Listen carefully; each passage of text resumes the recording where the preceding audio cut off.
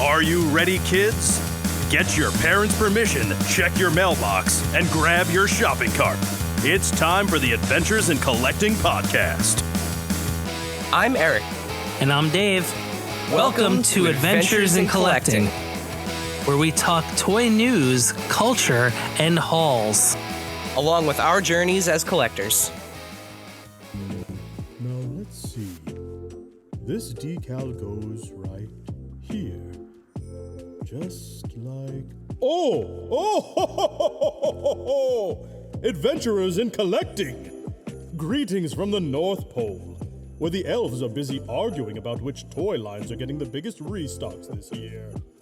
Let's just say, even I can't keep up with some of these release schedules. I wanted to take a moment before my big night to let you know the magic of collecting is alive and well. I see it every time someone adds a long-awaited figure to their shelf, hunts down that one chase variant, or celebrates a new creator bringing something special into the world. And this year, I've noticed more grown-ups than ever circling items on their wish lists. You're in good company. Half my workshop team has pre-orders pending. So here's to another year of creativity, community, and the joy of finding something that sparks your imagination. Now, if you'll excuse me, I've got to get on a Zoom call with Todd McFarlane about getting some more of those Max Shrek figures. Merry Christmas and Happy Holidays!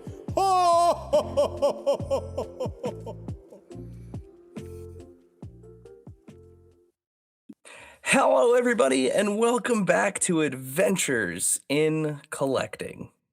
I would have figured the reindeer would have moved like a crew team instead of just singularly. They'd all like kind of forward and back at the same time. Figure they, Santa's got a lot of places to go. He needs to save time. Yeah, and I mean he's got wherever Santa gets his loops for his custom messages. It's just that like lo-fi, it was cool. Yeah, you don't ask questions. But as always, for our holiday special, it's always nice to hear from the big guy. I felt like I was in like Neiman Marcus at the Garden State Plaza Mall. So specific. Well, that was like fancy store Christmas music, you know? I guess. I was thinking more like H&M vibes. I don't know if Neiman Marcus fires up the lo-fi girl to celebrate the holidays. I feel like H&M would have it wouldn't be as lo-fi. I feel like it'd be closer to clubbier. Okay, fair. Well, Dave, happy holidays. It is as this is airing, this is the week of Christmas. We are into the Hanukkah celebration. We are gearing up for Christmas week. The holidays are here. I have my Clark Griswold Bears hat on, but also because the Bears are awesome and they're my football team. So you know what? It's American football. I'm not surprised, Dave. In fact, if I woke up with my head sewn to the carpet tomorrow, I wouldn't be more surprised. Not going to tell you what's full right now, but good. I'm glad. Well, in the spirit of giving, before we give back to the community here with what's going to be an amazing interview, I promise. Oh, by the way, fans, I'm coming. You are going to be very excited about our interview today. Yes. But in the spirit of giving, Dave, I'm live from the 1966 WPIX Yule log. By the way, that's where I am today. What a location to be live from. Yeah. It's good. Yeah. In the spirit of giving, there is still time to enter our giveaway, which is live over on Instagram. And it's a good one. It's a doozy. I was going to say it's a doozy, as the kids would say. I don't know if the kids say that. Do the kids still say doozy? They probably probably something 6-7 related. Yeah. But yeah. So over on our Instagram at AIC_podcast, go look for our pinned post. The 2025 holiday giveaway in a box is live, and you can enter to win everything that you see here on the screen. So some toys from some of our favorite toy lines that are out there this year, including something from our friends on the GI Joe team. So something to represent some GI Joe classified on here, but I we notice also something have new every time. yeah. This there's a lot. There's a little bit from a little bit of everything for everybody. Some exclusives, and then of course $100 gift card from our friend D Blake makes to kind of round out the box here. You have until the end of the month to enter to win this. So again, go visit us at AIC_podcast on Instagram. Look for that pinned post and follow the instructions on there to win. And you will get everything in this box. Everything that you see here will come to you in a single box. It is like playing Tetris every year, getting everything, all this Yeah. stuff in one box. But yeah, so very, very cool opportunity to either jumpstart your collection in maybe something that you normally wouldn't dabble in. You can spread the wealth and hook up some of your friends or relatives that might be interested in some of this stuff. If Um, if you've got yeah. one of those I just know from The Office, Yankee Swap. Oh, white elephant. Yeah, White elephant. Yeah, if you have a late season white elephant, because by the time you get this, it'll be January. So full disclosure, fair enough. this is kickstarting your year. But yeah, that's kind of it for the major part of housekeeping. What else I will say is we're recording this a little bit in advance, few days in advance. So we are in the midst of the Archie tournament as well to crown the toy line of the year, and it has been a crazy tournament so far, to Hmm. say the least. We have had more votes than we have ever had, which is amazing. We get like literally thousands of votes each round, which blows my mind. Amazing. Um, we've had some killer matchups, and by the time this airs, this will probably be the day of the finals as well. If not the day after this airs will be the day of Hmm. the so Which means our top tens are next. yeah, yeah. List list season. But speaking of lists, our guests are always on Santa's nice list. Hmm. We have talked to the GI Joe team at Hasbro many times. We are very fortunate to have them on with us tonight. Let's welcome back our friends from Hasbro and the leaders of the GI Joe classified team, BMAC, Lenny, and Tony. And I have to say, like, it's so nice to have BMAC back with us on the show. It has been Yeah. Guess who's a back? while since we've had a chance to talk to you, BMX man. back. This It is was great. a long year. It turns out when you have a second child, you have a lot of responsibilities at home, so a lot of travel, a lot of events. They just don't line up. So Emily super stepped in, helped out. She always gave me the credit. I write those notes in her voice, and it's been a great year. And went out to Comic-Con quick on my own. Showed up late Wednesday. Was there for Cold Slither. Flew back Friday night because it just wasn't enough time to do work. So you make things work as you need to, but. Glad to be back and excited for what's going to happen in 2026 and show everybody what we've really been cooking, because this is the first full year that Lenny, Tony, and I got to plan together. It wasn't something I inherited. So I can't Very believe you cool. have us on right in the middle of the Archies. Wild. This we're is going to be in the finals, Dude. Wild clearly, right? tournament. I mean, Dude. we're just going to win again. So. It's an emotional event, dude. It's gonna be crazy. you got some heavy hitters in this bracket. dude. It's a major award. Oh, all right. It's major, buddy. That's a major Um, award. Yeah, no, it's always, I look forward to it every year. When we put it together, posting that first round of polls is always like the most tedious thing I have to do twice a year, because we do two of these tournaments now. We do the Archies, and then we do the Marvel Legends March Madness in March. And that first round of 64, posting 32 consecutive stories, like going back and forth, Oh, like boy, okay, this yeah. one and this one and this one and this one and this one. But yeah, without getting banned, or So that, Your activity thankfully- seems to be botted.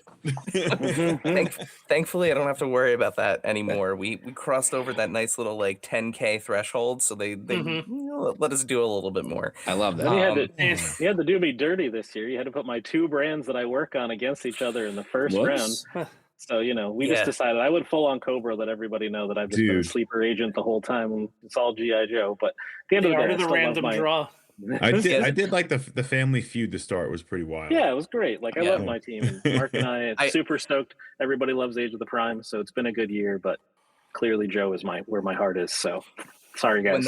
When that came up, I literally had like a visceral like, do I run the randomizer again and just not tell anybody? But I have to at least be honest with myself, like process wise, to keep it consistent. And I was like, that's how it worked out. Is that how So- you do you do like a randomizer to start it? Yeah, so the only seed, when I do the randomizer, Seed. last year's winner gets the number 1 seed. Like, and I Okay. just tell the randomizer, like, this one has to be number 1. Oh wow. The rest are Okay. random. Cool. Yeah. So, Technology. the only two rules that we have is the last year's winner gets the number 1 seed, and then if any toy line in the first round does not get or gets under 10% of the vote in their matchup, they get disqualified from the next year. Oh, Oh snap. I saw that. That scared me a little bit. That was a little scary. So- I saw there's some repercussions. So, and then you're forced to take a year off. I have only made one. Dave and I collectively made one exception this year. Zombie Sailor Toys. Shout out to Josh. He does an amazing job. He caught the buzzsaw of like all buzzsaws last year. It was either you guys or Marvel Legends in the first round, and I think he got like 5% of the vote. And this year, coming into this year, we had a lot of toy lines that kind of dropped off the board. Either they just didn't release anything, or folks like Diamond Select that just don't exist anymore, right? And we needed to bring some toy lines back in, and we both felt that it was necessary to get him back in the tournament, Especially with the amount of stuff he's put out this year. Yeah. Wow. I got the Road Warriors. I got those. They're so good. He is so good. His Tajiri is never far from me. Same as Buzzsaw. Mike Awesome for me. Yeah, love it. But yeah, so let's hop in. We have a lot to cover today. Yeah. Let's hop in with the first question here. So I mean, looking back at we're talking about 2025. What's one decision you guys made this year, as kind of a unit, both on the marketing and design side, that you're really kind of especially proud of, and maybe something that kind of taught you a little something moving forward? Oh boy. There's a lot of decisions not proud of. But that's outside of work, you know what I'm saying? I'll jump in real quick, and it's more of a testament to Lenny, but kind of having a little bit more faith in some of original creations and seeding some of that newness into the line, I think has been super fun. Watching Lenny's brain work. He actually has a clear dome underneath that hat where I can actually watch it work. Yeah. But I can't let it leak out for too long. Yeah, and then seeing, this year we saw a couple releases that were, some of the more original, the Grim Viper, and then I think one of the bigger hits was the Ghost Viper. Anything with the word Viper on the end is going to be, there you go. Look at that. Yeah. At the ready. Guys. At the ready. I think that was a huge success.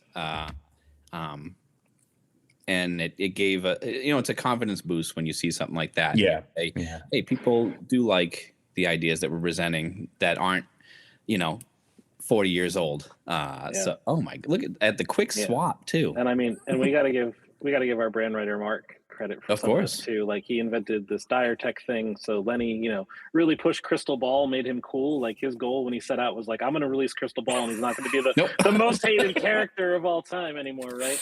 And then we're just like, well, how much further can we push this? And then we were looking at it, and we got our Ghost Viper and Dire Beast, and Mark just kind of created it, and it's growing into something more than we ever thought it could be. And it's super fun to just like play in the world of weird and just let Lenny's mind cook.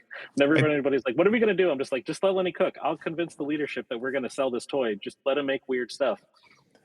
I would echo what Tony said. I was gonna say something silly like, "Oh, making samurai armor," which is kind of That's pretty cool too. on Pretty the good. top. That's pretty cool I too. mean, it's awesome. I mean, like, yeah, samurai armor, right? But I mean, like Tony's right. I feel like trusting in the process, essentially, trusting in design, and like having more confidence in ourselves.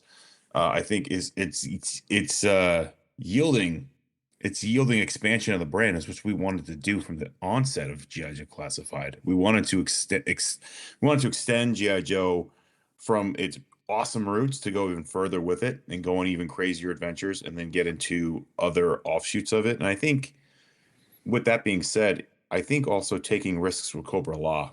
Because I think Cobra Law is really budding into and evolving into something wild. Like, as a kid, I always felt it was gonna be like it was inspired by particular horror movies, and I always knew what they were trying to do, and I felt like they almost like calmed it down a little bit. So it was Pulled the nice to punches be a able, little bit. Yeah. yeah, they pulled the punches. They add the color palette. I think softened it, but I think, like Tony said, like, just dig it in. Just dig in. Like, you're gonna put texture on something, make it gross. Yeah. Like, really design, tell the story within the visual context where we make our products in. And I think it went a really long way. So Tony, I think I agree, man. I think trusting in the design and trusting in, like, pushing the brand, I think, is really the decision of the year for G.I. Joe Classified. I think we convinced a lot of people that they like Coppola a little bit with some of these figures too.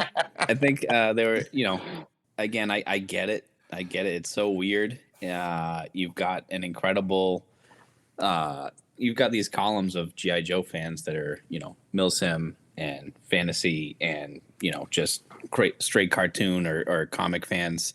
And some people don't like that Cobra Law stuff, but at the shows and events, the conventions, all that stuff, whenever they come up and they start talking about it, it's usually in the positive light and say, I can't believe you convinced me that I like this stuff. So I think it's too in the way we structured the brand over the 5 years, I think it is now, where like it's like you build up to the we're not quite at cosmic events yet, but like we're in we're in the center of the earth is opening up events. You know what I mean? So I think it's timed right, and whether that was by design or by accident, I will never say. But I think we timed it right. Now it's almost like the future is very bright for GI Joe, and where can we take it, and what homages can we do, what new stories can we tell, what crazy action figures can we make, what cool mechanisms can we put into our figures. It's kind of exciting. Well, I mean, it's been cool from our perspective, right? Like, our first Toy Fair experience was when G.I. Joe Classified got, revealed for the first time. So it's like we've kind of been on this journey as a podcast as Classified has been building, and watching you guys experiment, even with that like first line, having kind of that more like future tech, and then figuring out places to kind of dial that back and sort of bring it back in some places, and really kind of experiment with carving out your own kind of personal journeys with this. Like, I said it to you guys at New York Comic Con this year, but like the Mole Rat for the longest time was my favorite G.I. Joe figure. Like, that's awesome. Like, out of everything that you guys have done, because it was gross and weird. And like it had a fun story, and like we've reached a point with action figures, right, where they can do proper zombie poses. Like you can do like the crooked limbs and like make them, kind of look all like, jacked up. And seeing you take that figure, which was a new idea, and then even evolve that into like a new colorway with a new, even grosser head somehow. It makes me, and like, you guys mentioned Crystal Ball, and the fact that you brought in like this translucent Cthulhu, aspect of it, right? Like, it does make me excited to see more Cobra Law stuff, because I know, and I think you guys have kind of figured it out too, that like gross is still cool as hell. And you do these in toy design weird gross pieces. Like I can just imagine, like, Globulus, right? Like he's supposed to be just awful. Like, I mean, that if you saw that half snake man in real life, he'd probably smell like it would just be it would be really it would be a That very pot gross ain't never experience. been washed. I think so. As toy designers, toy creators, and I think I speak for the other action figure designers, marketers, engineers, and all that. It's art. Toy action figure collecting is art collecting, man. Right? Yeah. You know, like, and a lot of us are 100%. inspired by a lot of like action movies, zombie movies. I love trauma movies growing up as a kid, right? So it's like, Careful, your jersey's showing. I know. Yeah. Jersey Strong. Anyways, I feel like that stuff's gonna come out, right? And like, what amazing brand that we get to work on, that we can let those influences kind of flow into it, and then make those pieces of art that we think other collectors and art collectors are gonna be into, right? So it's like, I was like, yo, what if Cobra is like mining Energon? And I had worked on Transformers Prime, and I was like, what if we bring Dark Energon in, and what if that connects to some sort of energy that Destra's trying to refine into something, right? So then from there, we're like, it's Cobra. There's gears gonna break. What happens when the gear breaks when Dark Energon, it turns Transformers into zombies, was do the humans. So we kind of like riffed on it like that. And that's what's so cool about G.I. Joe. You can kind of like riff on stuff. And that's what Flint Dille was doing back in the day in the cartoon. Like just riffing on cool stuff. And then like, what are other people like me gonna also dig as well? And let's push it. Let's see where we can take it. You know, we're not gonna like throw out the core essence of the brand ever, but like, how can you just expound upon like making even cooler stuff? Yeah. The best is like, you guys don't even understand the Easter eggs that have already been laid within some of what happened in 25 for what you're going to see in 26 and even what we're doing into 27. So like, as cool as it is, like there is some thought that's going into what's happening here, and it's really incredible like how it's all going to line up as we continue to progress the brand over the next few years. While we were talking, I love the idea of I was just thinking of that mole rat evolution, and just like V10 is just a crystal. That's what. I'll have you know, that the head is Tony's design. Tony had been tooling on it, and he goes, dude, because I was like, we were talking on Teams or something. I was like, dude, I gotta design this head. I don't got any time. And he's like, oh, I have a design. And I was like, that's what we're making. Thank you. What if the crystals like just slowly replace the entire skeleton, and eventually you had a crystal skeleton? That's V5. Well, that's sort of the idea. Yep. It's kind of like his organic matter is being overtaken by the crystal, essentially. Yeah. So I almost envision that it's like making a not a pupa, but like a chrysalis on the inside of him. So then something's going to come out of the chrysalis that's in the inside, and the flesh on the outside is sheathing the chrysalis on the inside. So it's even more gross. So like, what can happen from there? Is it an Energon beast? I don't know. We haven't designed that far yet, but hey, you know, you got whatever it is unfigured out. Whatever it is. It sounds painful as all hell. It's very grounded, but very like fantastic at the same time. Like, that's the idea. Where we can have like a crocodile and a wolf and a giant scorpion. You know, like it's the beauty of G.I. Joe, dude. Yeah, Ghost Wolf. Ghost Wolf. By the way, this is what it's like when you just let Lenny cook at work. This is why I just let him do what he does. It just talks and comes up with crazy ideas, and then they turn into action figures. So it's fun. It's just fun. It's weird, man. Hey, man. So we're getting Arctic. It's that time of year. It's getting cold out, and the Arctic Hiss marks the first time that you're revisiting a HasLab project. Oh yeah. Reoffer it as a made-to-order item. So why was now the right time to do this, and how did you get to this version out of the many kind of Hiss variants? It's cold out. It is cold out. It's got very cold today. No, there's way more to it than that. I'll let BMAC take most of this, but I would just say that we knew that we were going to do the Snowcat, so we needed to have almost a foil to the Snowcat, right? So we were creating the whole architecture for the line for the year, and it was like, what are we going to introduce? And as you guys know, we kind of pepper in, like, you're starting to see some desert characters. You're starting to see like water characters. Well, starting to see, we got a lot of water characters. There's Arctic characters, right? So it's like with that little sub story being told, we're like, we need a villain to our heroic vehicle coming out. So that's where the Arctic Hiss tank kind of was like baked into the advent of the Snowcat. BMAC, there's more to it than that, but Yeah, no, I it's mean, kind of like the essence. clearly we looked at a lot of different colors and just had to like figure out what the best reuse option was for this. I think everybody, like when the first Hiss tank launched, they're like, really, that's it? We're never going to get another Hiss tank? Like, no, clearly we had a plan. There are many other redecos to do, but once we saw support and everybody backed the Snowcat, we knew that there was a market also for people to get their Arctic Hiss tanks, and we wanted to get them out there. Matt, Shooting the Galaxy, did a great job with this photo shoot. A lot of props to Mark too for like writing the prompts for it. Just like it tells a story. They're battling against the Joes. It really brings the world to life. There's even a picture where it's like running over the bivouac play set. You know, the motors died here, and he's got to fix it. It's just like there's all these fun shoots that just like happen within this like world, and we want everybody to have that opportunity to also, you know, build that out on their shelf as they see fit.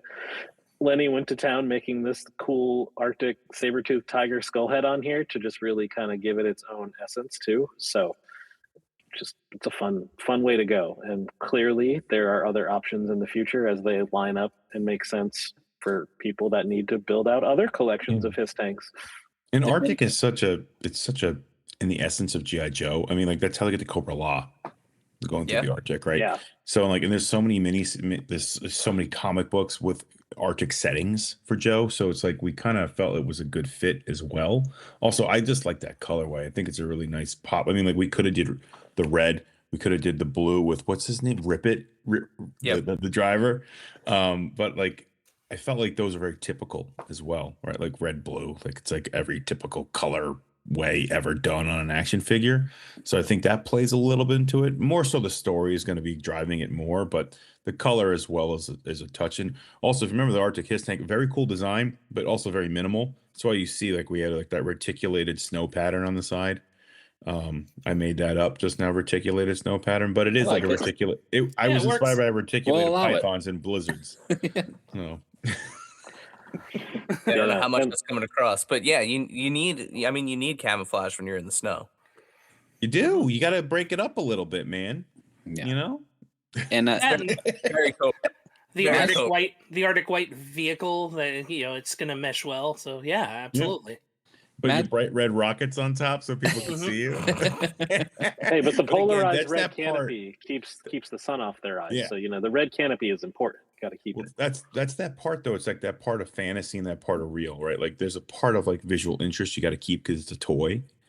And the same thing BMAC was just saying with the red lens on the canopy.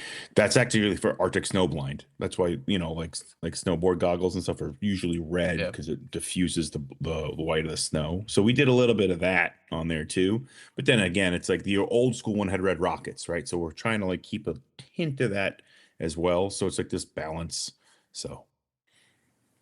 So with made to order items, I think one of the things that people are still trying to figure out, like in the fandom, right, is the level of transparency that you get with a HasLab. This item costs X amount and you need to sell Y of them in order to make it a reality. So how did you land on kind of the price versus feature set for this Hiss while also keeping it different from the original HasLab offering?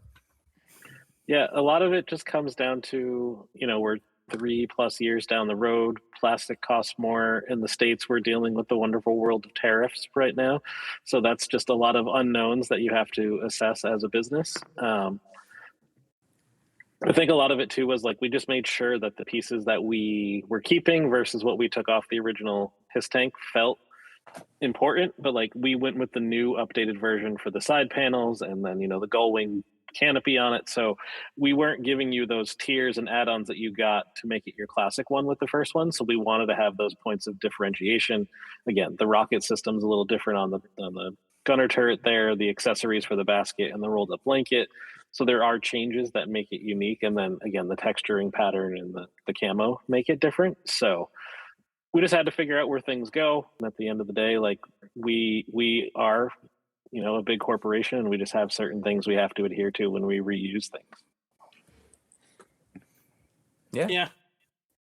And 2025 saw some of the most detailed figures we've seen in the line yet, with Pythona, Crystal Ball, who we've seen already today, and Ghost Viper. Talk to us about bringing those characters into the line for the first time and what it took to execute on them. Oh, we kind of talked about it earlier, but I think getting into it was I really wanted to make Crystal Ball from like the onset. And Tony and I would talk about it all the time. I'm like, dude, I'm making Crystal Ball. He's a vampire warlock. He hypnotizes people. He had the lenticular on the shield.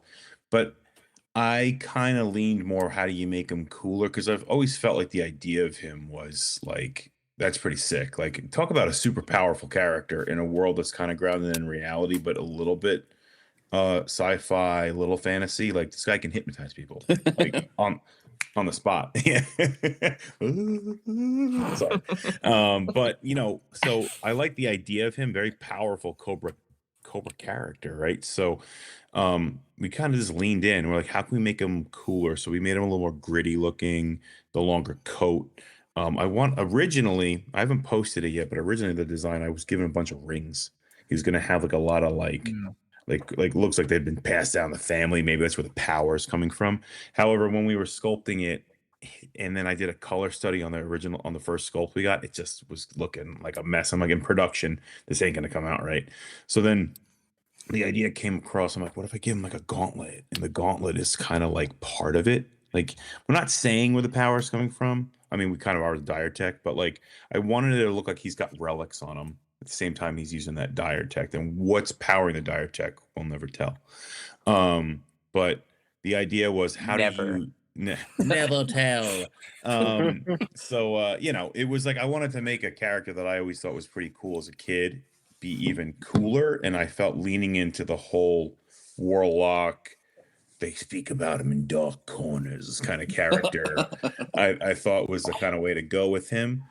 From the dire tech stuff, I can't remember, guys. Were we like just kind of riffing and like we were like, he needs units because he's so powerful? That's right. We were just kind of chatting about it, and we are like, he needs units. Like, he hypnotizes people.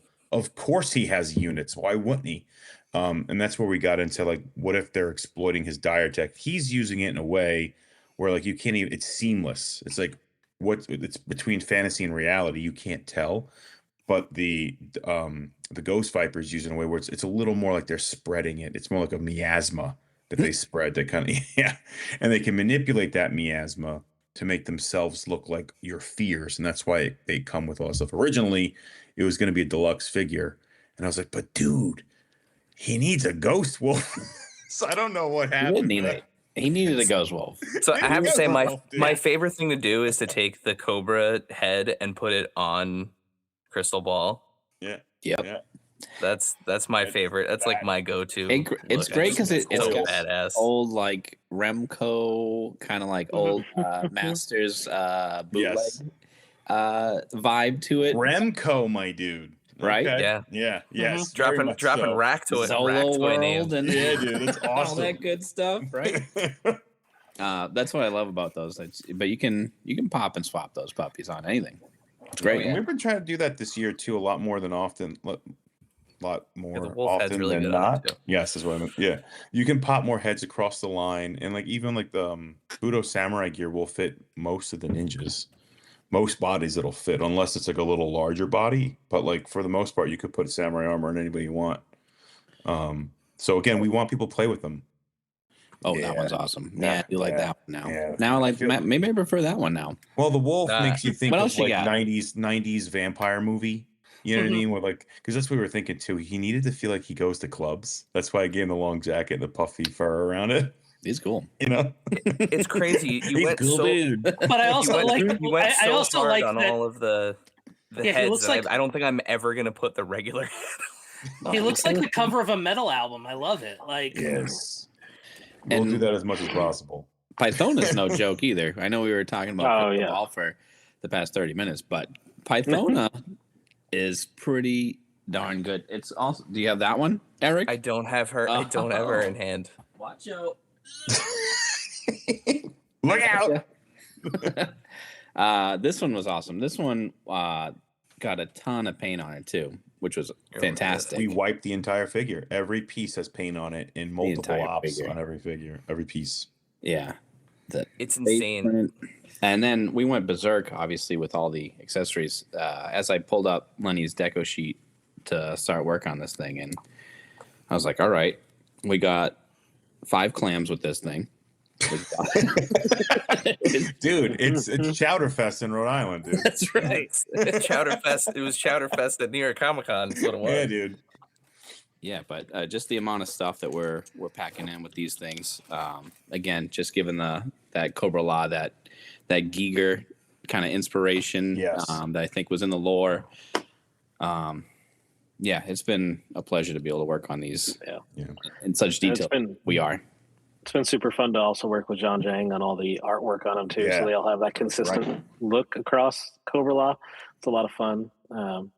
Awesome dudes, super fun to chat with. He came through. He actually got brought to Rhode Island Comic Con as a guest of honor. So I was like, "You're in the state. You have to come to CHQ." And he just came through. It was super polite and nice, and just showed him some of the old paintings in the building from the original A Real American Hero days, and it's just great to work with him. And it really brings those characters to life and gives them their own unique reason of being within the classified line, aside from how awesome the toys are. For those people that do collect and look at the artwork of the entire series, they align nicely and look together, make a nice little collection. Now, Tony, you've given Lenny crap before about the deco for camo. Oh, what's worse, doing camo deco or doing deco on something like Pythona? The camo for sure. Camo. The wash, like a wash, just to get technical, a wash. There's like a button in my program, and just throw a bunch of nodes on it, and becomes what we want. So if it's a full body wash, we can get crazy. That's a button. But a camo, that just by hand. That's by hand. Because we also, not only are we applying that to the model digitally, but we're also creating the artwork that's going to be printed onto the figure. So it's a more technical thing, where this is kind of an operational thing that's pretty not easy for the vendor, but it's repeatable. Yeah. You also have to create that, and this is a lot more random, right? Not everyone's going to be the same. Yeah. If you do, we call it a tampo, but it's when you do that camo, it's exact placement of that camo. So camo for sure. Okay. Yeah. Well, we would be remiss, right, if we're talking about these really crazy detailed figures and amazing bits of storytelling. Let's go back to the Arctic Hiss for a moment, because you guys have some support coming for even more support coming for your Arctic figures. Where's he going? I don't know. I think Lenny is left in that. Is he getting the Hiss? There goes Chowderfest. He's coming. He did the Michael Scott. He went to go get it at the warehouse. Hold on, let me get it. Make me get it in frame. Oh my god! Oh, how is this even gonna work? Hold on a second. You guys see there we it? go. Perfect. Just hold it like a cat. Living room. I'm gonna cover my living room because I've got action figures everywhere. And gator skulls. And gator skulls. Here it is in all of its glory. This thing has been to China. It's been to Brazil. It's been to where else have we showed? New York, London. New York. You know where it takes the most damage though? Photography. Yeah. When Matt gets it, it's like, oh no, Matt has it.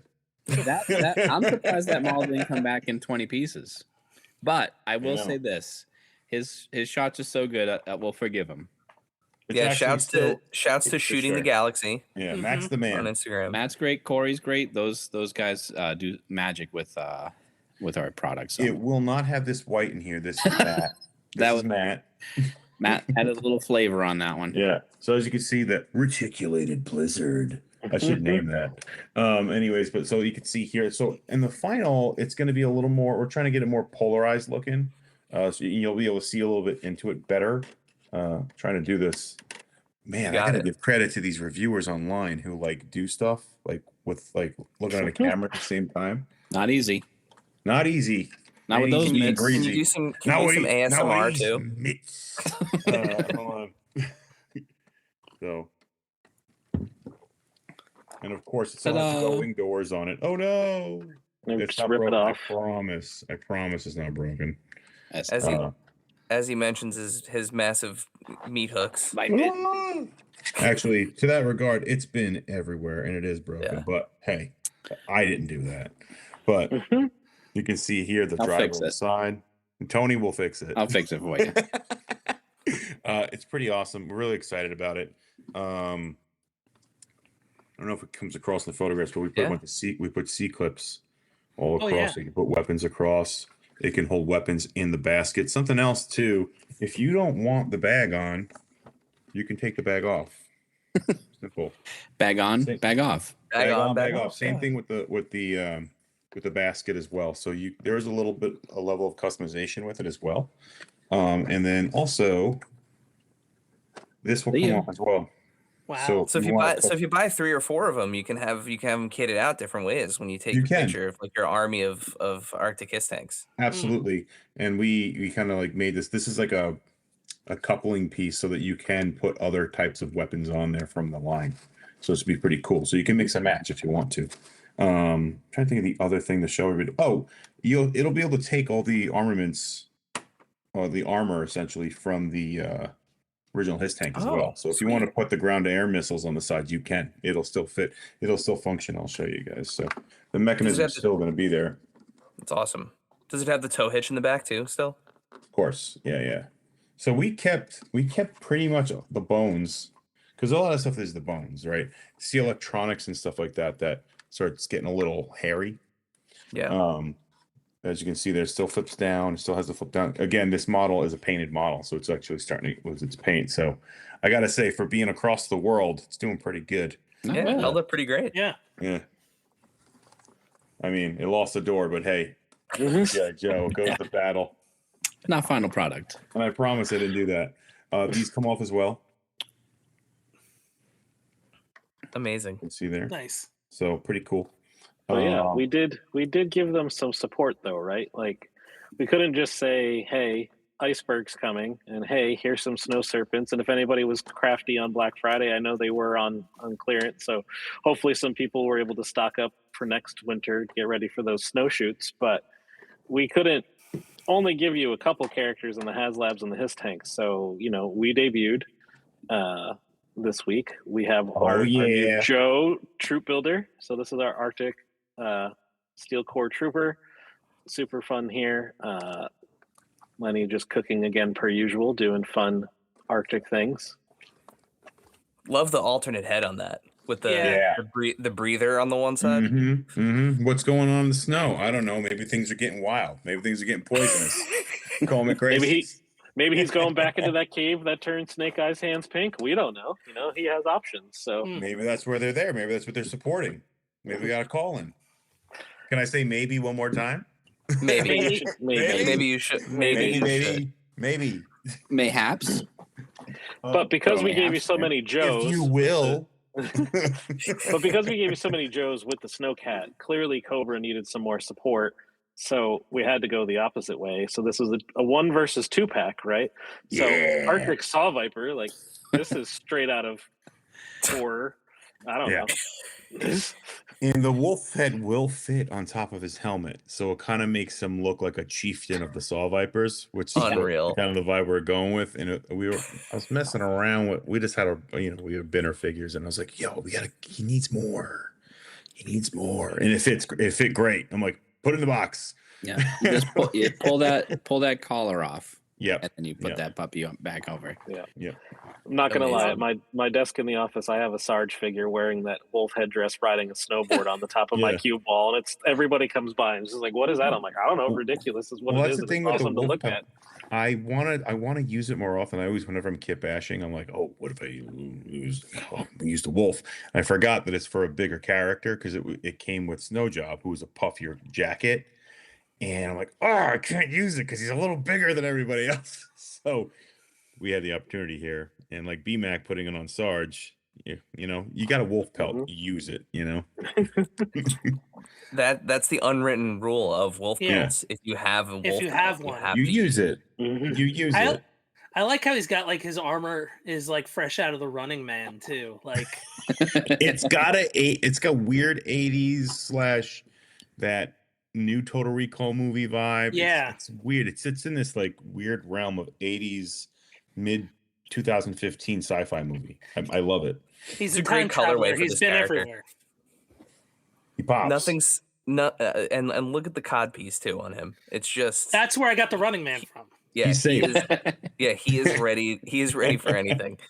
And then BMAC, there's one more in this. There is. In this So- cadre. This is so fun. Cadre. Excellent Great new, Running Man reference. a new Viper character here from the mind of Lenny too, right? The Drift Viper. So how do you take a Night Viper but make it so it doesn't grow up only in the darkness and can't see in the blinding light of snow? So we have a Drift Viper, and like if this dude was hiding in a snowdrift, you're never gonna see it. You're just dead. Like you're just absolutely gonna get obliterated by this guy. So they train in the craziness of the snow. Cobra just drops them in the Arctic somewhere and says, "Figure it out," and comes back for them 10 years later and turns them into a troop unit. The idea too, we're calling them Drift Viper, it's like snow drifts, right? So like you're not essential because we're like call them a Blizzard Viper, but I think and we're like we got to play with something a little more kind of playing to the shadows of, and a lot of snow battles when you think of them in movies are usually daytime battles. So like maybe what else could obscure him? So snow drifts essentially we're playing with. So I'm into it. I think it works. Yeah, and I'm getting some serious Metal Gear Solid vibes from this figure. Big time. Like I could see, which would also be now that I'm thinking about it, an awesome crossover if the Joes ever needed Snake for anything. So, the actor's voice is so iconic.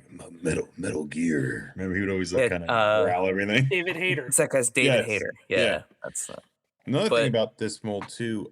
It was black and green. I wanted to do something completely different. Right? What is the complete opposite? Of course, white. Right? So here we have the Drift Viper.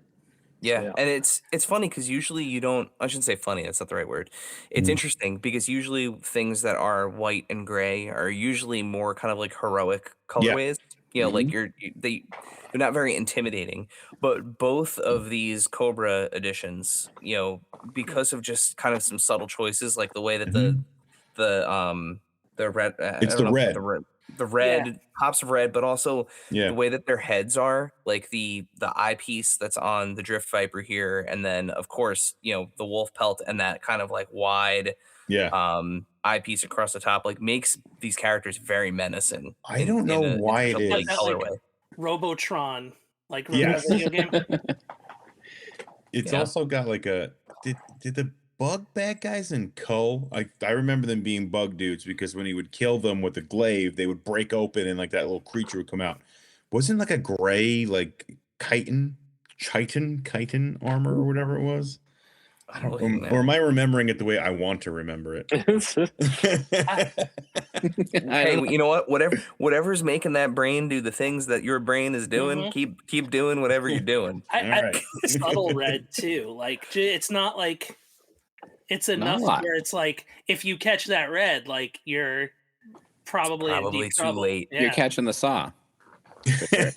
You're getting fear if you see the red, but and then just to reiterate, saw, dude. that anybody that didn't see these when we revealed them with Hasbro Pulse, this will be a 3-pack, 2 Cobra versus 1 Joe, be available for pre-order in 2026 sometime. We're still working that out. We're still working on the models. These are all the wonderful paint masters and digital renders. Tony pulled this stuff off for us super fast. Lenny pulled this pack together super fast. We had an item we needed to fill, and we knew we wanted to keep building out the Arctic world. So keep an eye out for that. We'll make sure everybody knows it's not going to be a stealth drop. We'll get you the 48 hour, 72 hour, availability. Like, hey, this is going up on Pulse at this date. Could be around Toy Fair time. Unsure, but we'll make sure you know. A nice early preview. Love that. And now, a word from our sponsors.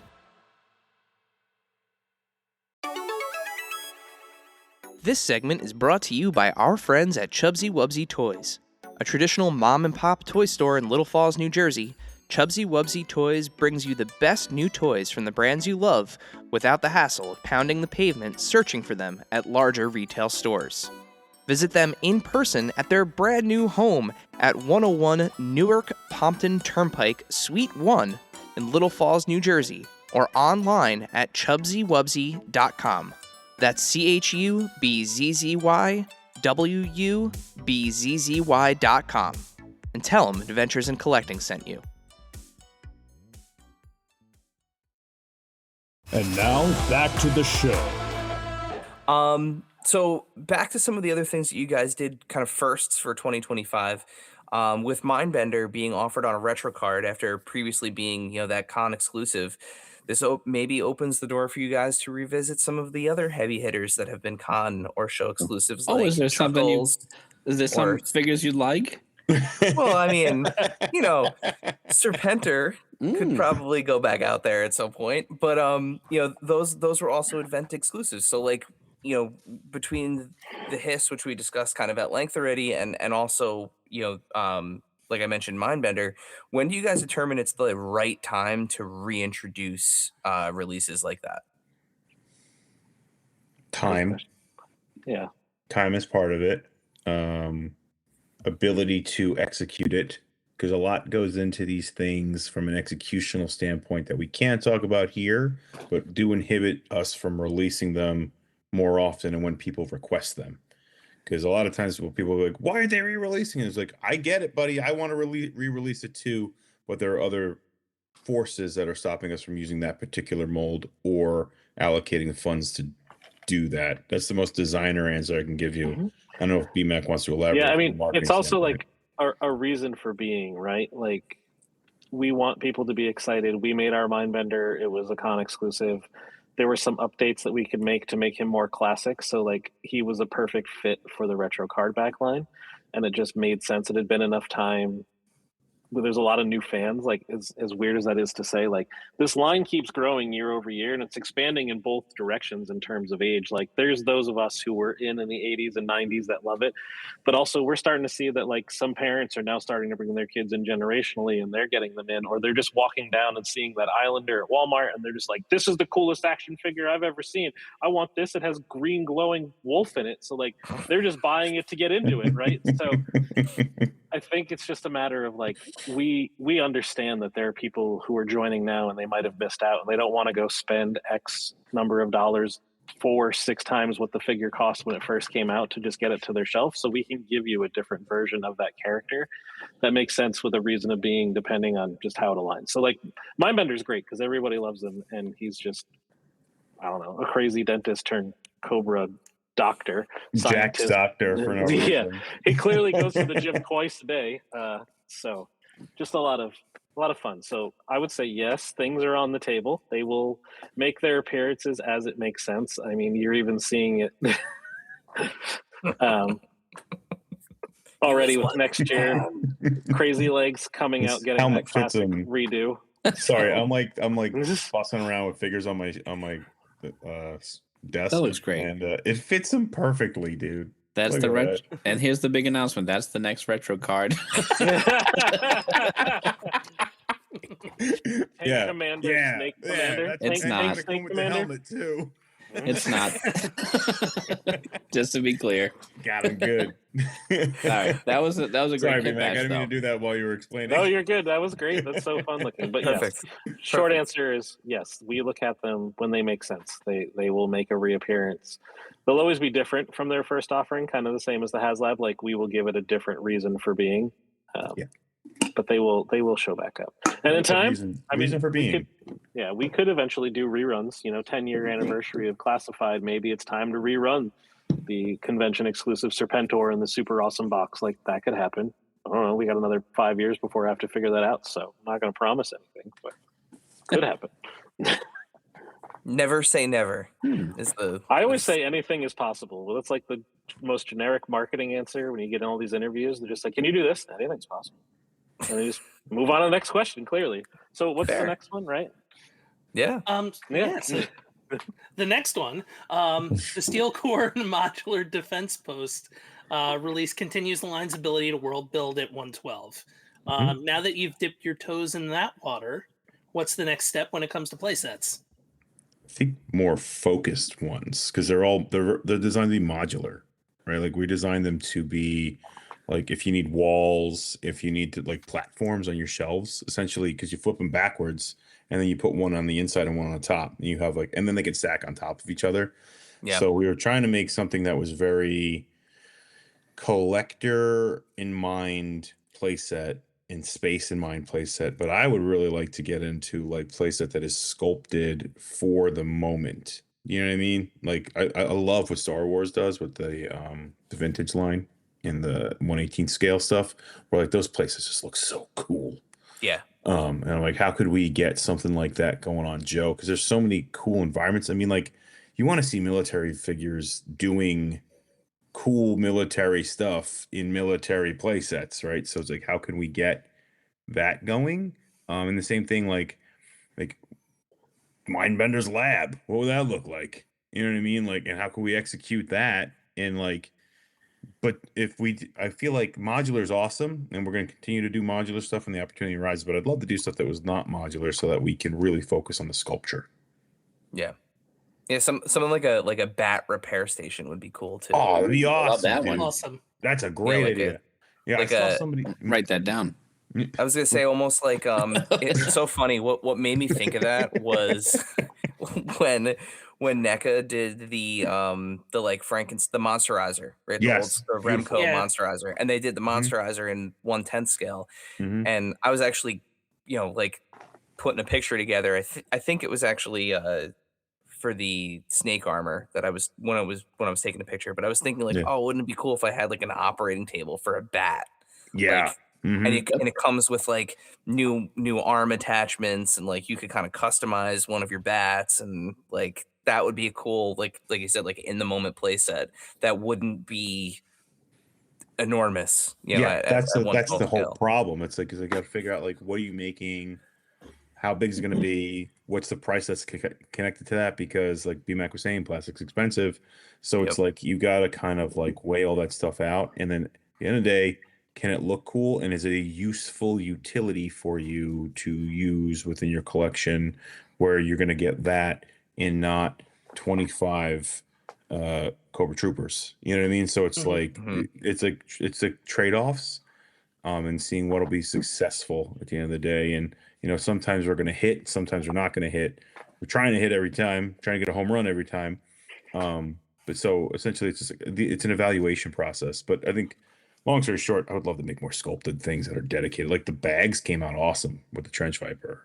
I love those bags. It's like such a silly thing, but I'm like, these sandbags are awesome. Like, how did this come out so good? I feel like there's a good like Five Guys collab too, where it's just like sacks of potatoes or something. Isn't that the craziest thing when you go to Five Guys? That's Little crazy. Bags of potatoes everywhere. And the peanut wild. oil. So if you have a Yep. peanut allergy, you just instantly die when you walk in the door. Yeah, you can't, wasn't can't go thinking. through the That's a door. wild move. Oh my god. Don't do that. If you have a peanut allergy, don't go to Five Guys. Or the 25,000 peanut potatoes. shell When do you want dust or anything like Was that? people just cracking peanut shells like at the Yeah. tables. Oh, That's Texas right. Roadhouse? It's not There's potatoes. no it's sign on the peanuts. door, is there? It's like There is. peanuts? Is there? Okay, I never It's paid like, Yeah. you will die if you come in. Yeah, here. I think they have to because they're just people are just Peanuts straight are up, in the air. people are just straight up eating peanuts while they're waiting for a burger. Like It should, A new it should Cobra be villain is called. born that day. It should be called Peanut Roadhouse, right? Five Guys with peanuts. Yeah, I'm in. Oh, wait a minute. That's the new seating. I feel like they could take all those bags. Oh yeah. Yeah, Just sit on you just potatoes. you sit on the potato bags. If they have a flood, they're all set. Well, it's like those You're right. those seafood restaurants where they just Exactly. roll the paper on the table and you dump your Oh, shells. the Newspaper crawfish foils. boils? Yeah. Oh, Mm. there's Love a those types place of by places. Tony that they bring it out and the bag is filled with hot air Yeah. and seafood is And inside? seafood.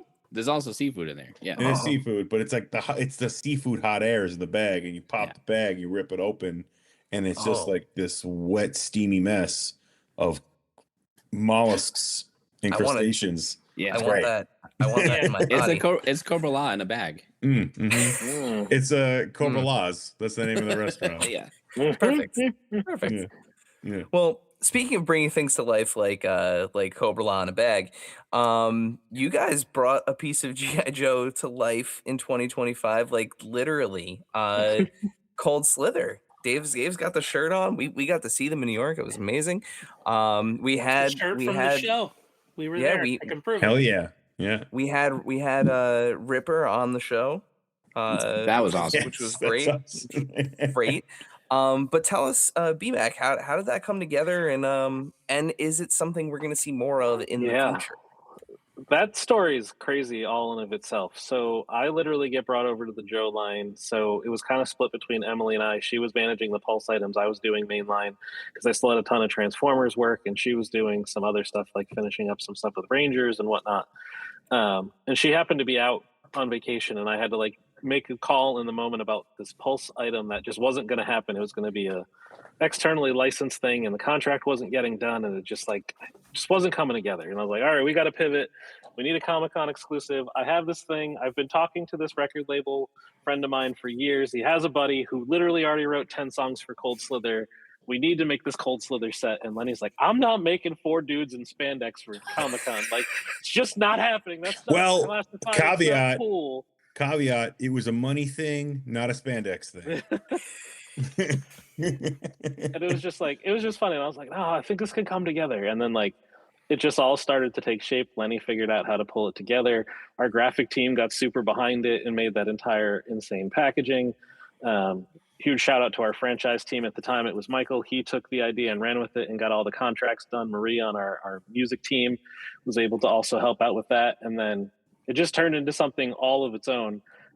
Clearly, if you've talked to anybody from the band, they are all huge G.I. Joe fans. Ross is like an absolute toy maniac nut who did like the Ballad of Buzzard video that's on stage at the time. That's Perfect. all him. He went out with his Amazing. buddy and he's like, hey, you got to hold this camera while I play with this toy, and like turn it into a music video, right? So it's just like everybody. Gus is insane, like super cool, like we'll tell you the whole story about how Optimus Prime was essentially his dad growing up, and just like how much all of this means to him, and just like he's the one who actually had the songs ready for Gerardo and RPM and everything for like 10 years. They had this album like thought out and written, and it was just super great to bring it all together. And then we got to double down and do it again in New York with everybody, and then like Kelly, who's running G.I. Joe franchise now, was able to pull that off and bring it together. The guys harassing everybody during the panel at New York Comic-Con because the toy of the year was so on point, and just like they're all great, and it's just fun. And I absolutely want to do more stuff like this. Frank Todaro voicing Cobra Commander on the album and all the animations, like, you know, rest in peace, Chris Latta, but Frank is a close second, as best as it could be, and he just embodies it, and like he's always willing to jump in and help out. He did the Snowcat thank you video, turned it in like 12 hours for us. I gave him a rough idea of a script, woke up to a recording, and our team put it together to get it out there. It's just getting to meet him in New York was a lot of fun too. Yeah, he's awesome. It's a lot of passion. Everybody's willing to go the extra mile to make something really awesome happen in regards to this. And if it was up to me, I was like, let's do more. There's talk of like, how do you progress Cold Slither into their next album? Like, is it from Kill 'Em All to Master of Puppets? Or are we going from Master of Puppets to Ride the Lightning? Like, I have where I want to go, but like, what's gonna work out? So there's more to come. There is more to come. We'll see. All right. Yeah, what a good time. I'll say that. Like, so much fun with the ads and the PSAs in the middle and all. Oh my god, yeah, the multimedia was so good. And just Gus's, it's very clear that Gus's knowledge goes deep, because the stuff that's going on in those songs, like if you actually like outside the music being very good, like they put on an amazing show. The songs are genuinely enjoyable, but like the storylines in each individual song, like he knows Zartan better than lore. I think most people do. I think he became Zartan while writing it, and then when he performs it, he really embodies him. And I was talking to Gus about like he was creating the voice effect essentially to do the double chorus on it to like make him sound like Zartan essentially. So like, dude embodied it. It's passion. The whole project is passion, and it shows, and it's paying off. So it's exciting to see that happen for another medium of art, right? So and like the whole, I said there's a lot of Easter eggs we've laid in with the toy. There's Easter eggs with the album too that are leading to things in 2026 if you're paying attention, that you'll see, and it's a lot of fun, and just excited to be able to like kind of, I don't know, get people thinking about things in a different way than they probably would. And just I'm hoping one of those Easter eggs is Fatal. Oh, some swamping. Dude, this is a toy show. You're talking about life and death? My goodness. Speaking of skulls. It also seemed like so much fun was being had on stage. Like, Yeah. Yeah, those guys. Those guys love it. They Yeah. love it.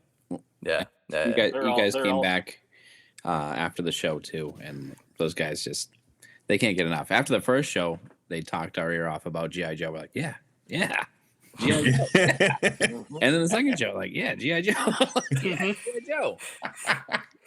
It was awesome. It's nice to have that, passion in a different media that I've got zero musical talent. That might surprise you guys. I don't know. Zero. Listen, He can sing. Don't let him tell you. everybody can sing. It's just a question of whether anyone else Do likes you it. like it? That's very true. But to listen to them use their media to tell that story was just super cool. Mm-hmm. Yeah.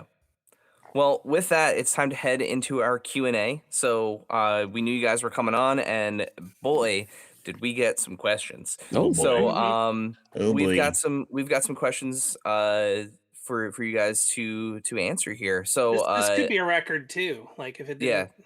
yeah. There's a lot of submissions. So I will just address kind of like anytime we do this, it always happens. We got tons of questions of when is this character coming? Why haven't you made this character yet? We will not be asking those questions because we value your time. We want to make them. Yes. That's the Anything plan. We will possible. in time. If we Just haven't wait. revealed it yet, we want to. Yeah, we're getting there.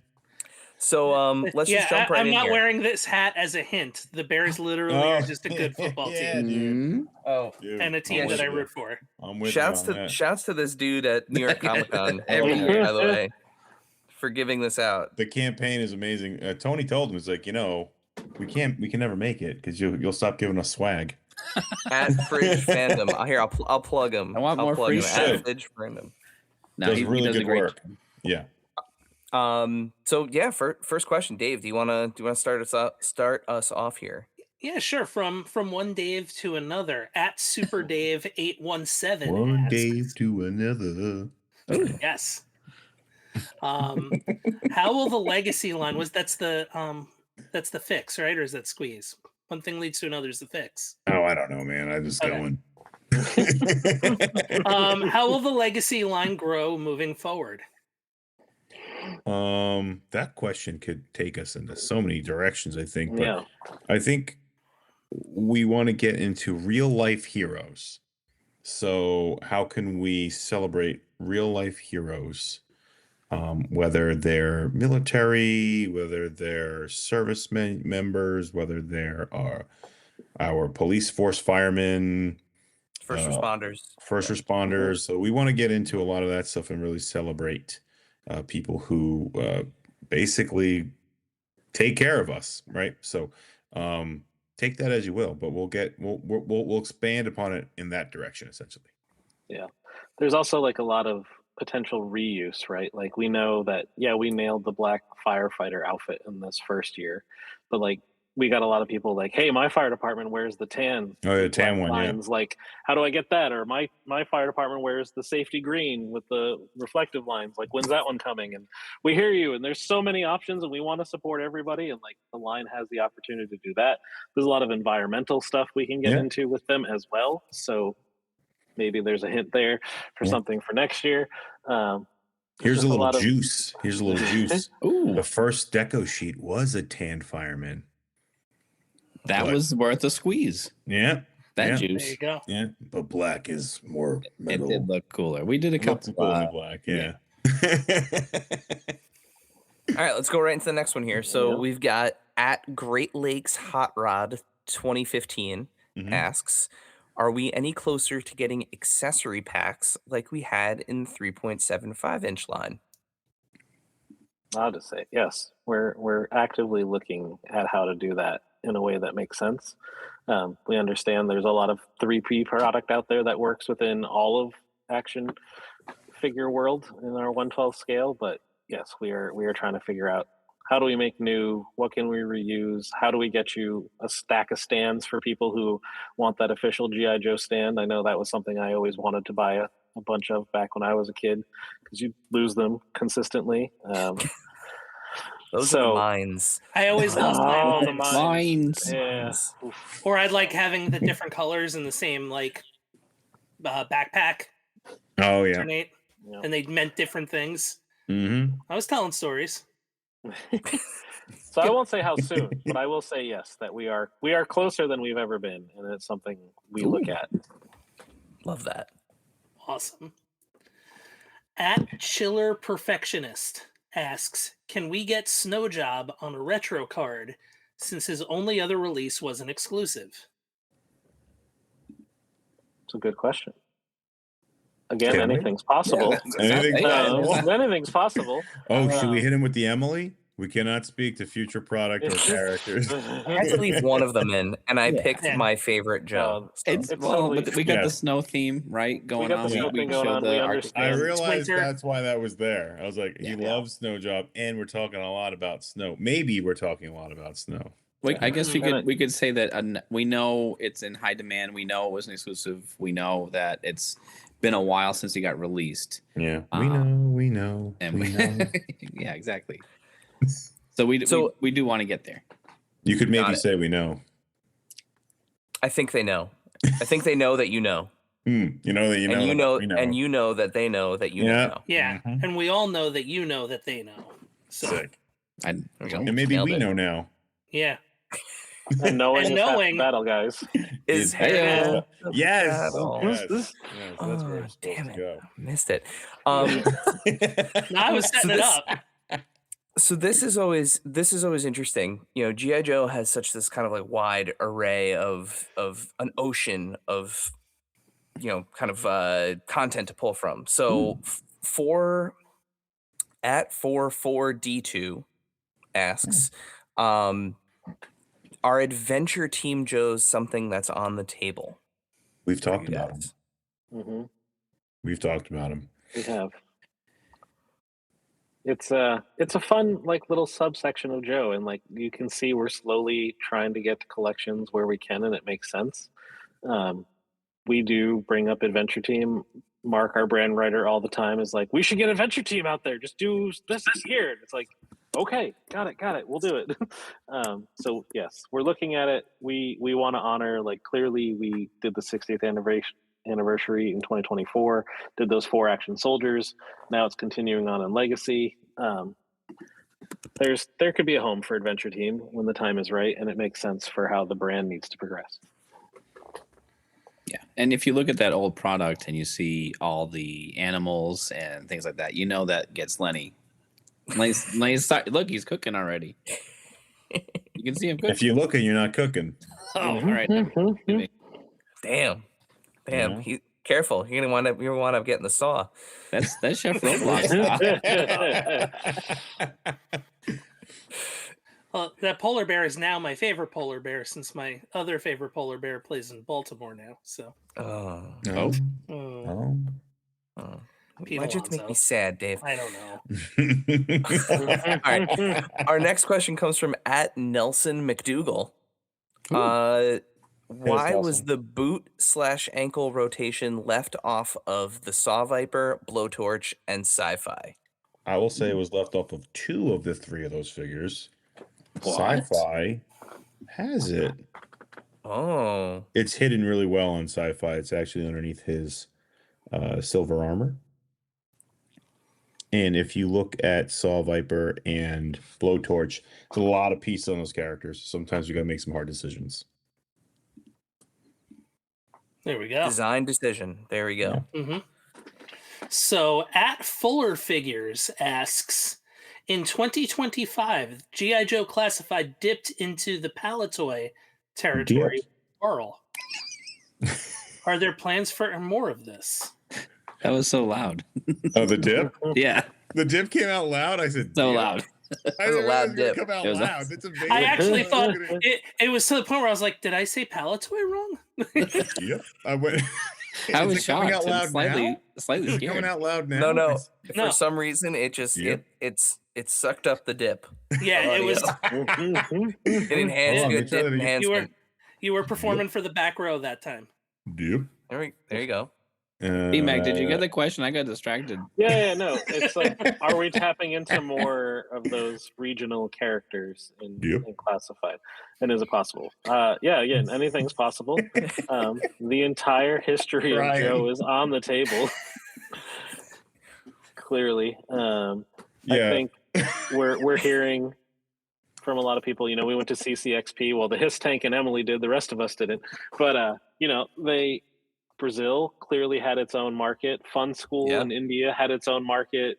Japan changed some things too. There's a lot of just awesome characters out there that we can tap into. And as we continue to develop the tooling line, anything's possible. Like, there are more characters to get out there, and where it makes sense for the story and the content that we're trying to build for that year, we'll tap into it. And like, we have a ton of nerds on this team, I think is the best way to put it, that care about the lore of this brand. And we had all things that as kids that we love that we wanted to bring back out, and we're slowly getting there and doing it while also creating the new. So like, we have to find that balance as we continue to progress G.I. Joe and keep it going so we can get to 2030. So I have that 5-year have to re-release Serpentor for its 10-year anniversary deal, right? So there's just that's some of the more fun pieces of collecting, is finding out some of those regional distribution and manufactured pieces that I never saw as a kid. And when you see them, later on in life and collecting and finding something new for something that's,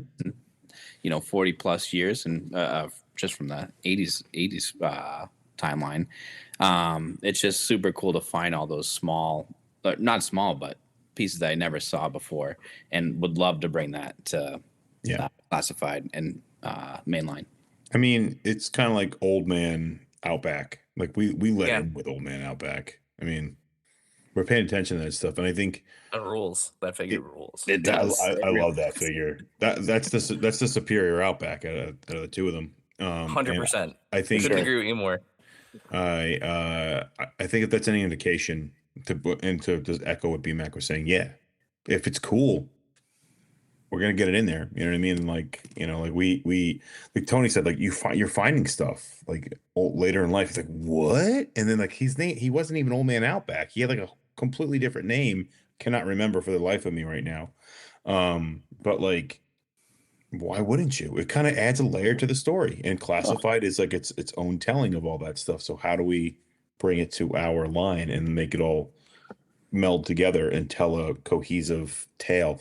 We're very inspired by Generations. Generations does an amazing job of that. So like, we're kind of doing the same thing. And the passion that the fans of those regions that those were delivered to is through the roof. So would love to make them even happier than they already are. So Dave, why don't you take the next one too? Okay. So if it's fight, I'm sorry. Yeah. Yeah, you got it. That was loud. Thank you. I'm sorry in advance. At Noir Det Cortigan? Sure, we'll go with that. That's how I would have said it. Noir de Cortigan. Bless you. Asks, if fighting for, I was like, it was almost Nardwar, but like, if fighting for freedom over land, sea, and air. Okay. Where that's what we're doing. Where are our water vehicles? Ooh, the hydrofoil, the water moccasin, the shark, the barracuda. Where are they? I don't know. Where are they? In the water. We would. They're in the marina. Time. This takes time to get this stuff. There's some staples. Going through the staples currently. Some of those are staples as well. We understand that. Don't get mad that I didn't call them staples. It's just a matter of getting there. I have one in particular that I really want to make. But that's a little some more juice. There are ones and figures and things that we really want to make, and like sometimes we'll be halfway down production on them, and then have you ever heard the term kill your darlings? We have to kill them sometimes. So it's like you do all this work. It's just one thing that is going to work, and for some reason, something strategically, you can't do it. So you have to stop all that work, stop, start kind of thing. So like we'll get there. There's so many moving pieces when dealing with a brand this big and distribution this wide. And it's just, again, I repeat myself a million times, but me and Lenny and BMAC want to make everything. We really do want to make everything, even the stuff that's maybe not as cool, and that's the design challenge, right? Is trying to make that cool. So we want to get there. So problem is all the water vehicles are cool.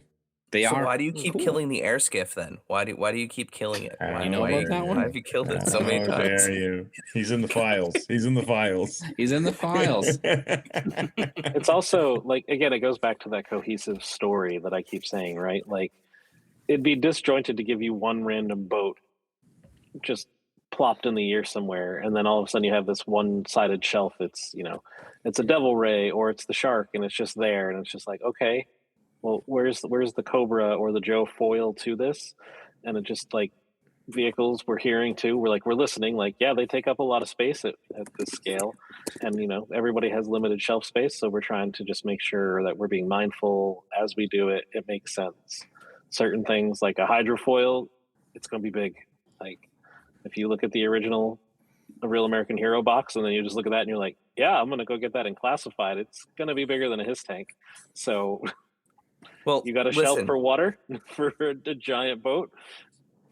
If there's one person on this interview that knows how to tenaciously fight for a water-based vehicle toy and knows how to get it to where it fits in eventually, and that toy happens to be called Sea Spray, BMAC is the one that knows how to get it done. Sometimes it just takes time. A mini bot to deluxe is a little smaller than a hydrofoil, but yes, it did. I accomplished the two things I needed to do on Transformers in my time on the brand, and that was make Sea Spray become a deluxe and turn the Thunder Machine into Soundwave. I did those two things, and that was like what I set out to do when I joined the team. It's awesome. But yeah. I want the Hammerhead. That thing's out of control. Well, our last question. So we have a hotline, and no one ever uses it enough. But it does exist. It's kind of why it loaded so big. It was really funny. But so somebody actually did use the hotline. So here we go. I just hope this doesn't cost me any money. I feel like I'm calling Lee Marshall on WCW Saturday night. Hey, those Hasbro Joe guys will appreciate this. It's Moody from A Toy Kind of Mood. Wanted to chime in. Congrats on the wonderful year you guys had, as well as Adventures in Collecting. Terrific series of podcasts and social media. All right.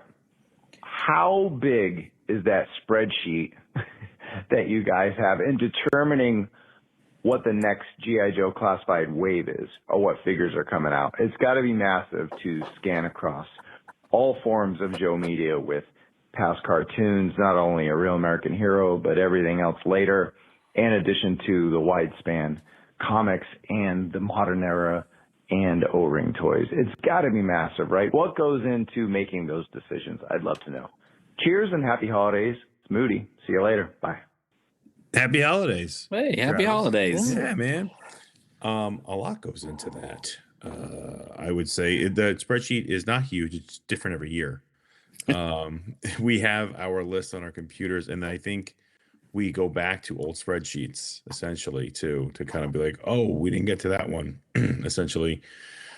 Or it's kind of like, what are we celebrating for the year too? Like, what part of the trying to not telegraph things here? And I can like what part of the brand are we celebrating? What era are we celebrating? What figures have we not gotten to?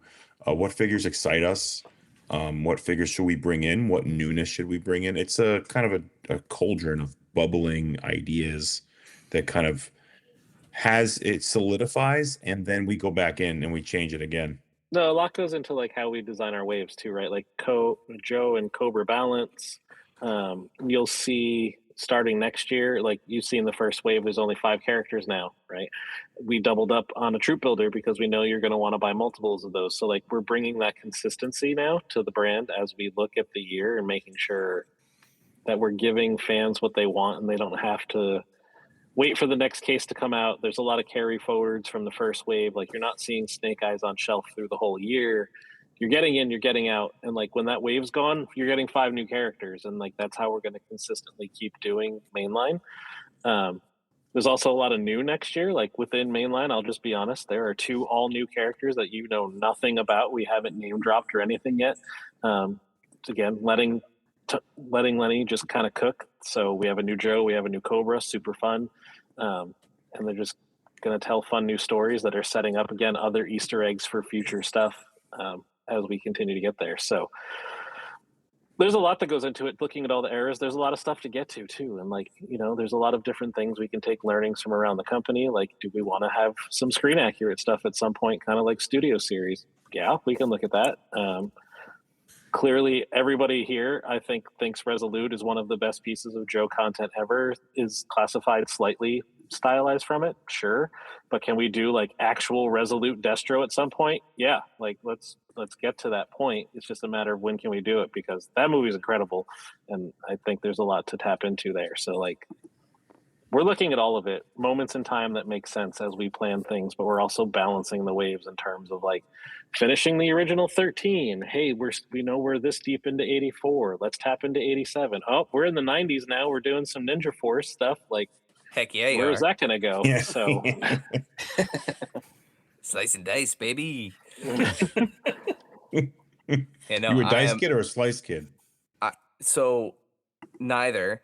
Ninja Force Snake Eyes is my Snake Eyes. Oh, with the bright blue and the black. It's a nice one. And that Destro one. too. That Ninja Force era Destro with the bright orange collar. Yep. I don't remember Ninja Force. They did it. We did a Ninja Force Destro. I don't know if timing. I think it was around that time. I don't think he was on the Ninja Force card. It was just that era with the giant disc launcher. Oh yes, that one's oh yes, and he had I just remember the bright orange.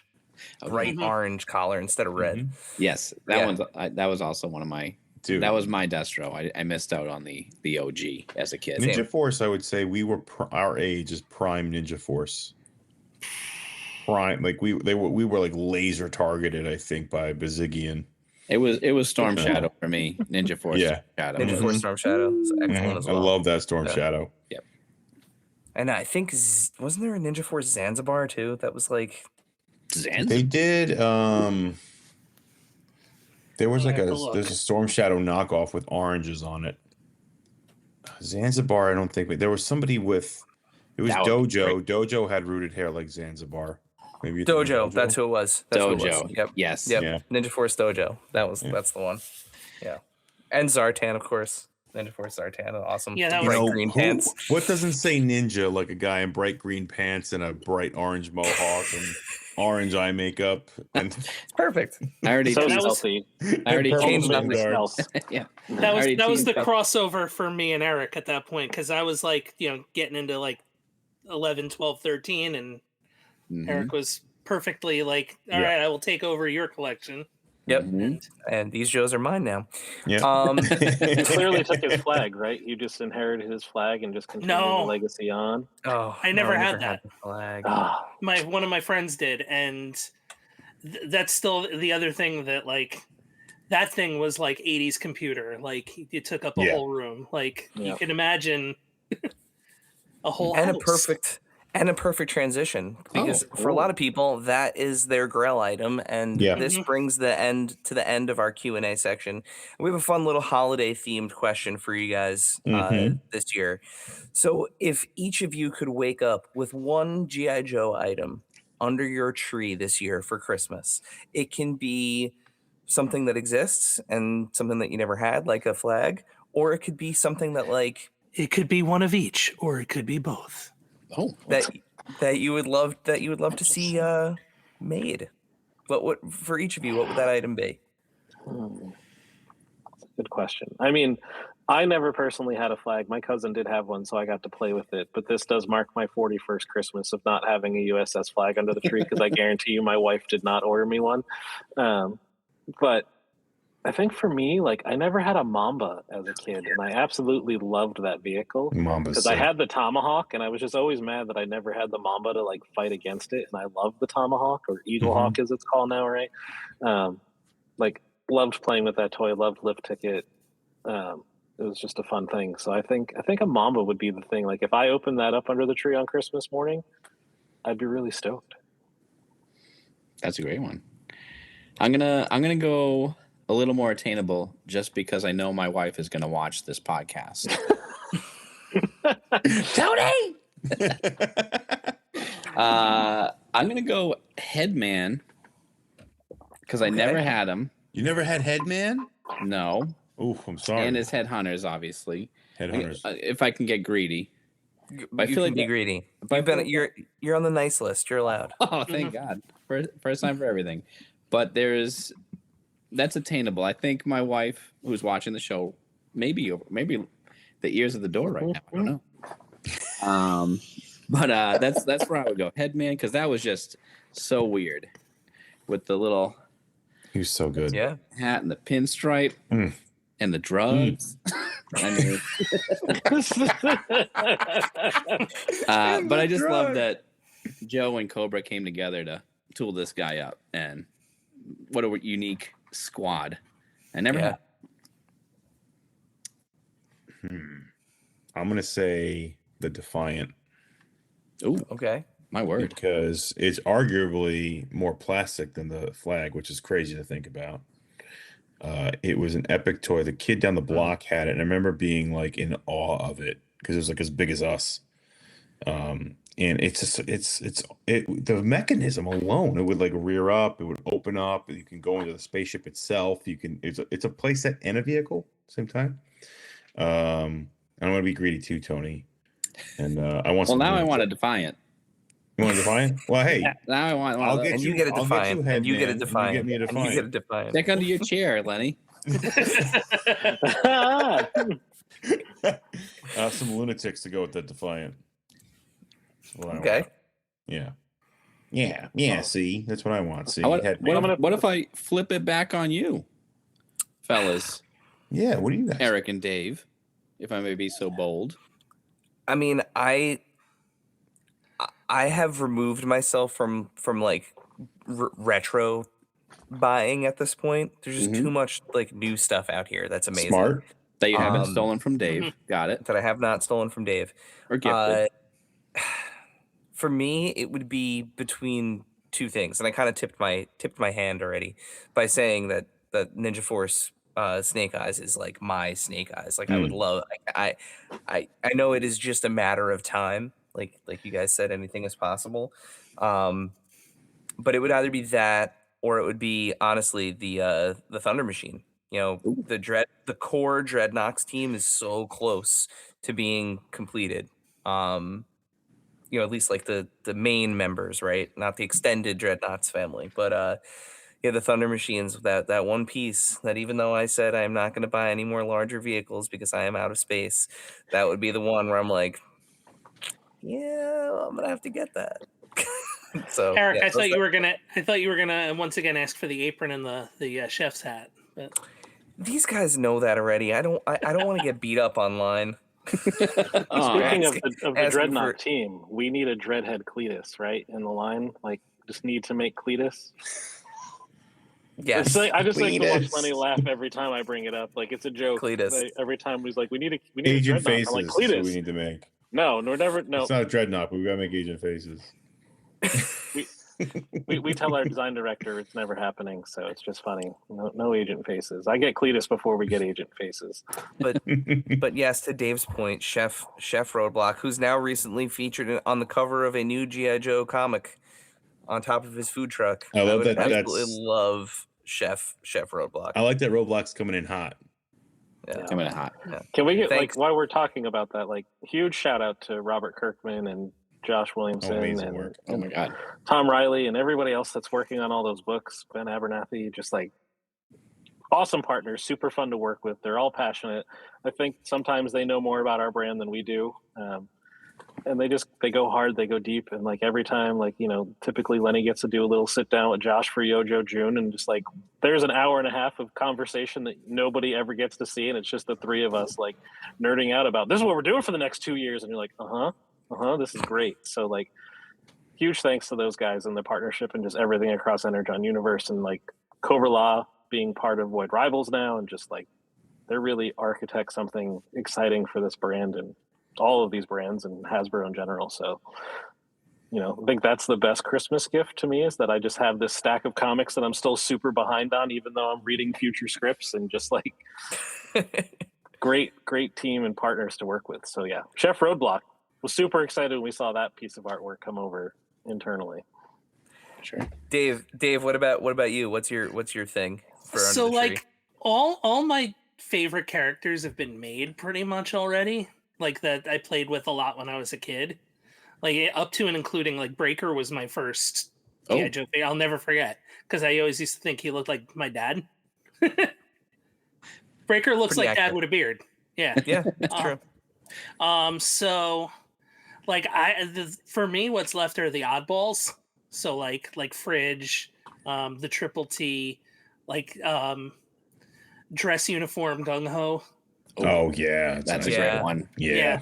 Like That's a great one. figure. those were the figures where I was like, the weird like mail away ones where I was like, I had them, my friends didn't, so I thought that was like cool. It made me cool. It did. Now, but like yeah, It still makes you cool. They still are Don't worry cool. about Yeah. because I think it wasn't dress uniform Gung Ho a mail away. I think he was. Yeah. I think he was. So For the and- longest time, that was the only gung ho that I played with. I didn't. When That I was first the only saw one I had. him with the vest. You and the didn't chest, I know he like, was a shirtless man with No, I knew he No. was a shirtless From the man. I body, just with a didn't- baby blue outfit on. Yeah, didn't. no, with the vest, like I 100% knew that's what he was, but like I had the cool one. Yeah, yeah, that's a good yeah, one. yeah. Well, they're both the So- cool one, Mhm. but we all know the cooler one, the shirtless one. Yeah. I'm joking. Well, that one's Cooler ready to go. temperature. The dress uniform would always be like my diplomatic guy. Yeah. Yep. Oh yeah, that makes sense. Yep. See, I had the black bandana, that green one's tiger awesome, stripe too. vest one. That's the one I had. Okay. Did he come with an American came in flag? late. That one? He did. Yeah. That one. He's awesome. I mean, I loved him. He was great. Yeah. Well, the last thing that we're gonna ask you guys before we let you off the hook here, and give you guys one more chance to plug the Arctic Hiss. We kind of have a tradition when we have you guys on that either Lenny mistakenly reveals Road Pig as a figure that's coming, Oops. or you have Oops. or you have some sort of name only reveal. So I just wanted to see if by any chance if you guys had a little gift to put under the tree to close us out here. So it's the holiday season, and you seem to have a lot of love for Ninja Force. So why don't we just like say there's more Ninja Force coming than just Zartan in 2026. And I'll drop a little bit of a weirdly known name, and I won't give anything else away to it, but let's just say Shebang is going to make an appearance in 2026. Because all good ninjas come from East Greenwich, Rhode Island. Go look up the true. bio. It makes me laugh every time I read it. I'm just like, it's the next town over from where I live, and it's where all like the rich or upper class of Rhode Island kind of settled. And Mm-hmm. I don't think I and could ninjas. ever see a ninja. And ninjas. No, Oh, no, clearly no ninjas. Oh, no, no. They live next door to Agent Faces. clearly, Tiger so- themed ninjas. They can afford that ninja training there. Yes. That's, that's what it True. is. Right. That's how he was financed. Studying abroad. Yes. Well, Sweet. awesome guys. Thank you so much for spending the time with us for making the holiday special here at Adventures in Collecting. Before we sign off and let you guys go, remind our listeners, our followers, one, where can they get their Arctic Hiss, and where can they stay up to date on all things G.I. Joe classified? Yeah, perfect. HasbroPulse.com, open pre-order for your Arctic Hiss. Again, remembering that if you pre-order it now, you're not paying for it until it ships later next year. So you have to pre-budget that next year money. You don't have to fret about this year's Christmas, but make sure you get in, secure that pre-order, get it in now, so we make sure we make enough for everybody that wants to get them. Super excited again. HasbroPulse.com. For everybody else that's listening around the world, I know that APAC is getting up and running right now, so there's a few retailers there. Iron Studios is our partner down in Brazil that's pre-ordering it for us. And then I think there might be a couple other things outside of Pulse in Europe possibly that are doing it. I'm still getting all of the information, but get those orders in so we can make sure we get those quantities. You have until the new year. I think it's the Friday the 4th, once the year starts, is when the backer window ends for that. In terms of news, at G.I. Joe on Instagram, Twitter, and Facebook, although X, I guess it is, and I'm not sure how active we are on there. But you can also follow all of us on social media. So mine's at bmacatron84 on Instagram. Weather Dominator. At the Great Tonino. I think I got that one right that time. We'll make sure that we put all the all links the to tags. things, all the tags in the bottom, so you guys can just click and follow. But yeah, definitely make sure you follow these guys if you're not doing it already. Once the reveals kind of come out, there's always some cool behind the scenes, some art and renders, and how all of the sausage is made. Gets shown off on Instagram, and it's amazing. So yeah, guys, thank you so much for joining us, and have a wonderful holiday. And I guess what better way to sign us off than with should we do a Yo Joe Only or one Cobra? Ooh. Well, I guess there's 2 ways, but we have to pick which one. I know which way I lean, but that's just let's do a Cobra. I'm a sleeper. I like that. We're trying to get a Broaden our an horizons. Arctic kiss here. Is that because We're trying to get an Cobra Arctic is kiss coming sold. to So town? let's do it. Is that why we're gonna Cobra? Because it's holiday season. Oh yeah, Cobra Claws. That's right. Yeah, that's Mm. it. So let's do Cobra on 3. On 3, a Cobra. Okay, it's pretty late at night, but like Yeah. Oh, that's a right. subdued People Cobra. are sleeping in our houses, so we. yeah. 1, 2, 3.